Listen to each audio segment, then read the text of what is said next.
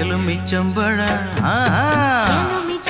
புளிப்பு, அந்த இஞ்சி மொரப்பா உரப்பு, வெள்ளரி பழம் இனிப்பு, அந்த வேப்பம்பழம் தான் கசப்பு. நாளையும் சேர்த்து நான் பார்த்தேன், நாளையும் சேர்த்து நான் பார்த்தேன் உங்கிட்டதான் மாமா. மாலைய போட நாள் பார்த்து தவம் கிடந்திடலாமா? எலுமிச்சம்பழம் புளிப்பு, அடி இஞ்சி மொரப்பா உரப்பு, வெள்ளரி பழம் இனிப்பு, அடி வேப்பம்பழம் தான் கசப்பு.